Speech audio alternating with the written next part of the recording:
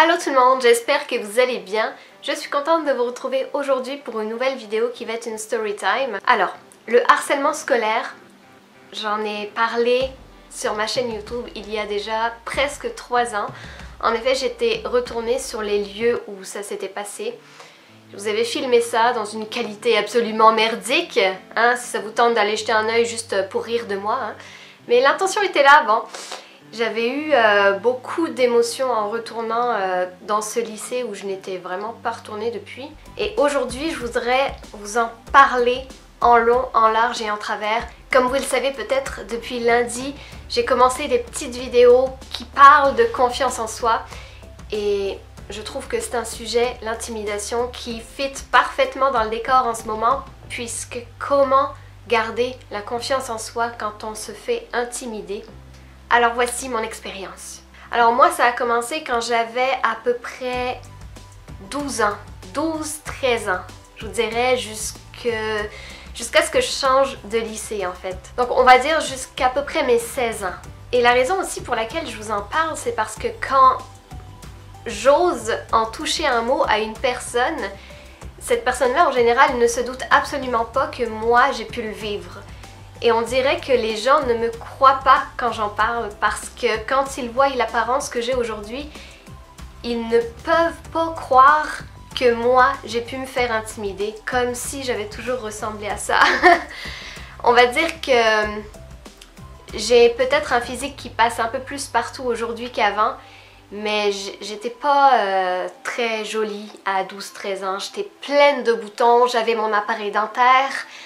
J'avais les cheveux gras, j'étais brune. Bon, brune c'est pas laid, hein, au contraire. Mais bref, je ressemblais pas à ça quoi. J'étais surtout très peu sûre de moi, très introvertie. Je me souviens qu'en classe, j'osais pas lever la main pour donner des réponses. J'étais pas mal toute seule en fait. Et quand j'avais une copine dans la classe, c'était beaucoup. Et en général, ma copine, c'était l'autre reject. Tu vois, l'autre fille à qui on parle pas. J'étais pas forcément habillée à la dernière mode ou j'étais pas comme tout le monde. Puisque quand tu rentres pas dans le moule, ça a l'air que t'as le droit de te faire intimider. C'est une chose que je comprendrai vraiment jamais. Et j'ai l'impression malheureusement que ça perdure dans le temps puisque on en parle quand même depuis des années et ça continue malheureusement d'exister. Comment ça se manifestait? Ben tout simplement, on me donnait des surnoms. La calculette, c'était pas mal ça. On m'avait même changé de prénom, je m'appelais plus Céline, je m'appelais Michel. Michel qui peut être aussi un nom féminin, mais bref, pour eux, comme j'avais les cheveux courts à cette époque-là, mon père avait eu l'excellente idée de faire couper les cheveux à son adolescente, genre vraiment à la garçonne.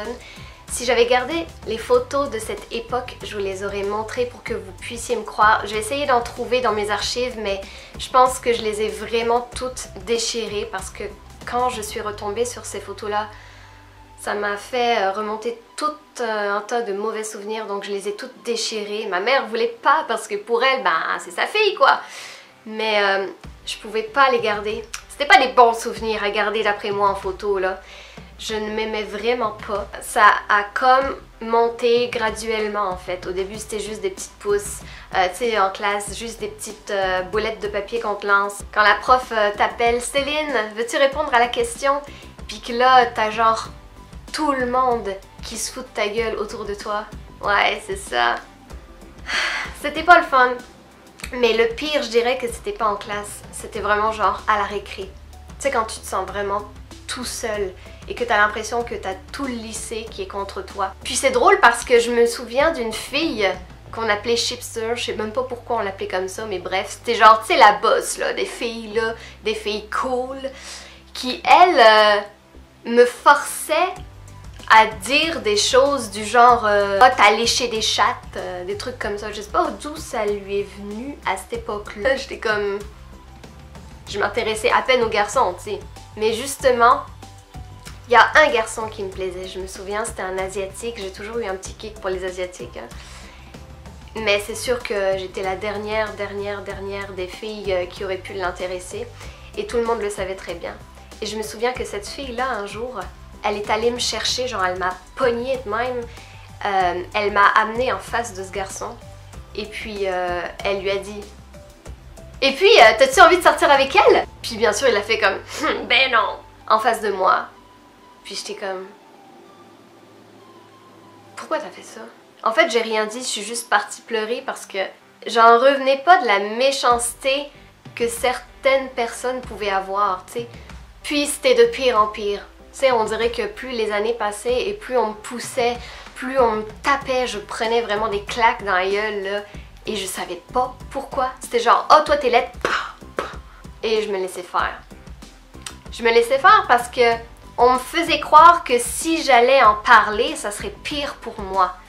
Ce qui n'est absolument pas vrai. Et j'en parlais pas à mes parents. J'en ai parlé en fait un peu plus tard à ma mère, mais c'est un souvenir qu'elle a dû supprimer de sa mémoire parce que ça devait pas lui faire vraiment plaisir, là. Fait que c'est ça, j'allais à l'école tous les jours avec un réel plaisir comme vous pouvez l'imaginer. Ça a duré des années et puis un jour je me souviens, c'était avant le cours de sciences, il y a une des filles qui était dans ma classe, ok, qui s'est vraiment foutue de ma gueule. Je sais plus exactement qu'est-ce qu'elle a dit encore parce que j'en avais tellement reçu que, tu sais, à un moment donné...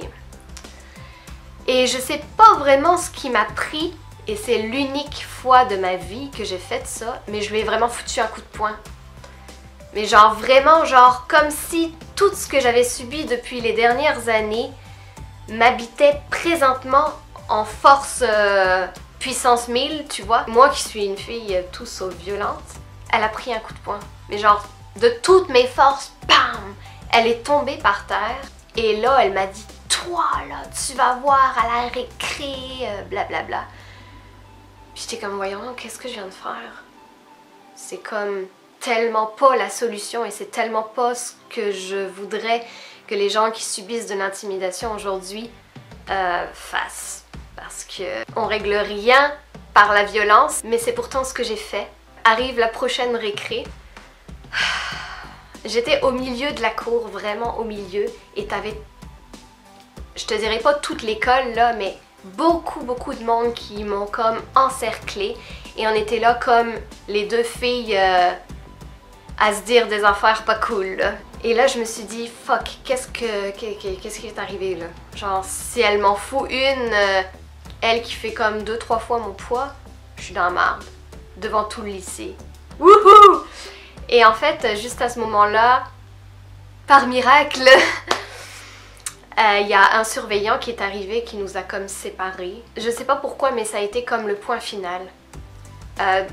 Heureusement dans mon cas ça a été bénéfique le coup de poing qu'elle a reçu parce que je pense qu'à un moment donné elle s'est dit « Ah!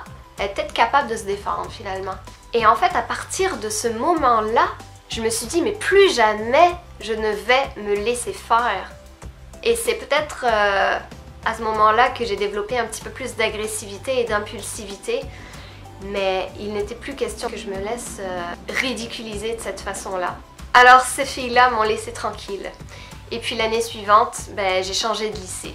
Alors je faisais une croix là-dessus. Le plus triste, c'est qu'il y a énormément de jeunes qui partent à l'école avec le sentiment que j'avais à tous les jours. Et je trouve ça comme tellement inadmissible et c'est un sujet qui me touche particulièrement parce que même si je l'avais pas vécu, la méchanceté humaine me rend malade.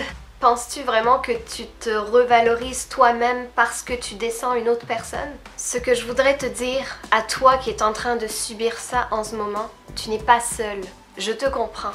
Tu peux venir m'en parler à n'importe quel moment. Si tu sais pas à qui en parler, je veux bien être cette personne. Je ne pourrai pas tout régler, mais des fois juste le fait d'en parler à une personne extérieure de la situation, ça aide, ça apaise un petit peu. Il n'y a rien qui arrive pour rien dans la vie et je pense que toutes nos expériences forgent vraiment notre caractère. Puis je voudrais simplement vous dire de ne pas lâcher. Ce que vous êtes en train de vivre en ce moment à l'école, ce n'est que temporaire. Oui, c'est facile à dire, mais dites-vous bien que aussitôt que vous aurez quitté l'école, toutes ces personnes, vous ne les reverrez probablement plus jamais. Que ce soit vos amis ou vos ennemis, bien souvent les rencontres qu'on fait à l'école ne sont que temporaires. On se dit les meilleurs amis du monde et puis finalement, ben, On change d'école, chacun grandit et fait sa vie de son côté et finalement on finit par ne plus se voir, ne plus avoir de contact. Votre vie future ne dépend absolument pas de ce que vous êtes en train de vivre en ce moment. Mais il faut pas lâcher, parce que vous ne savez pas ce que vous allez être dans 10 ans. Toutes ces filles qui m'ont intimidée là aujourd'hui, je voudrais bien savoir où elles en sont dans leur vie. Je me souviens une fois, beaucoup plus tard, il y a une de ces filles Shipster dont je vous ai parlé, qui travaillait dans un magasin de chaussures. Puis là, moi je débarque dans le magasin, je sais pas du tout qu'elle est là, elle est vendeuse. Et là on se croise, à ma vue comme. Et je sais très bien qu'elle a pensé comme, wow, elle a changé. On s'est rien dit, mais elle a tout compris. Par la suite, non seulement je me suis débrouillée pour me débarrasser de mes complexes, de ma peau, et pour être plus à l'aise avec moi-même, j'ai fait des photos, j'ai été modèle et j'en suis très fière parce que c'est une victoire par rapport à ce que j'ai vécu dans le passé. Aujourd'hui, je fais des vidéos sur YouTube, je m'expose très régulièrement et je suis fière de ce que je fais. Demain, ça peut être vous. Vous ne savez pas de quoi est fait votre futur. Vous ne devez pas perdre confiance en vous par rapport à l'opinion de certaines personnes qui se fient uniquement sur ce qu'ils voient extérieurement de vous. Parlez-en. Parlez-en à vos parents, parlez-en au plus de personnes possible. Ne pensez pas que c'est honteux. Vous n'êtes pas honteux parce que vous vivez de l'intimidation. Si vous vous faites moquer parce que vous avez un surpoids, parce que vous êtes pleine de boutons, parce que vous n'êtes pas habillée à la dernière mode comme moi, c'est les personnes qui vous montrent du doigt et qui vous intimident, qui elles sont honteuses, mais vraiment pleines de honte là. Ce n'est pas vous. Vous êtes né comme ça et vous n'avez rien demandé. Et vous voulez juste faire votre vie et vous avez la gentillesse de n'emmerder personne. Ne lâchez pas, ne lâchez jamais. Voilà, c'était mon petit message. Je vous laisse tout le monde, prenez soin de vous et je vous dis à très bientôt pour une prochaine vidéo. Bye!